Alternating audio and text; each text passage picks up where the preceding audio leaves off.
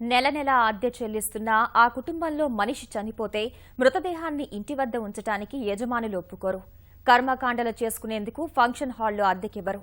ఇది పట్టణాల్లో, నగరాల్లో అద్దె ఇళ్లలో నివసించే వారికి ఎదురయ్యే సమస్య. మరి ఈ సమస్యలకు పరిష్కారం లేదా? మనమేం చేయలేమా అని ఆలోచించారో పెద్దాయన. ఆధునిక వసతులతో శ్మశాన వాటిక నిర్మాణానికి ఉపక్రమించారు. లక్ష్యం నెరవేరకుండానే ఆయన మరణించినా కుమారుడు ఆ పని పూర్తి చేశారు.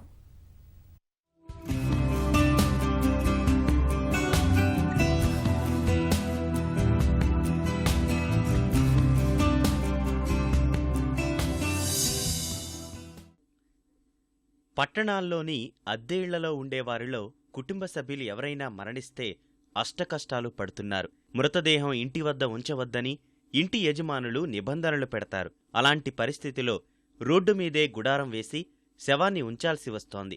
దహన సంస్కారాలు పూర్తి చేసినా కర్మకాండలు ఇంటి వద్ద చెయ్యవద్దంటూ యజమానులు తేల్చి చెప్పేస్తున్నారు. ఫంక్షన్ హాళ్లు కూడా ఎవరూ అద్దెకివ్వరు. కృష్ణా జిల్లా గుడివాడలో ఆడిటర్గా పనిచేసే గవిర్నేని పూర్ణచంద్రరావు సొంతిల్లు లేని వారు పడుతున్న కష్టాలను చూసి చలించిపోయారు. రోటరీ క్లబ్ ద్వారా శ్మశానవాటికి నిర్మించాలని సంకల్పించారు. రోటరీ క్లబ్ సభ్యులు ప్రజల విరాళాలతో నిర్మాణం పూర్తి చేశారు. కర్మకాండల భవనాలు నిర్మాణ దశలో ఉన్న సమయంలో పూర్ణచంద్రరావు మరణించారు. తండ్రి ఆశయాలను అమలు చేయాలని ఆయన కుమారుడు శ్రీకర్ భావించారు.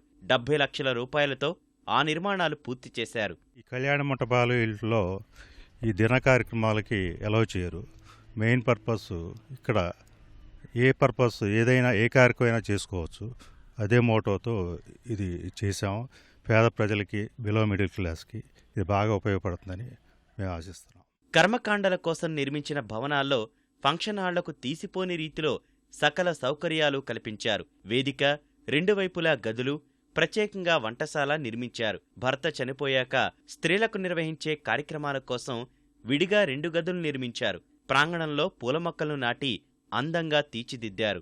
దీన్ని ఫ్యూచర్లో మేము మిగతా ఎమ్యూనిటీస్ కూడా ప్రొవైడ్ చేస్తే మినిమం 4-5 వేల రూపాయలతోటి ఆడికి చాలా గ్రాండ్గా ఆడెప్పుడు ఊహించని విధంగా సామాన్యుడు సైతం వాళ్ళ కార్యక్రమాలను నిర్వర్తించుకుంటే చాలా అనువైన ప్రదేశంగా, ఒక స్వర్గధామంగా భావించవచ్చు. ఈ శ్మశాన వాటిక కొన్నేళ్ల నుంచి గుడివాడ ప్రజలకు సేవలందిస్తోంది. నామమాత్రపు సేవారుసంతో కర్మకాండల భవనం అందుబాటులోకి రానుంది.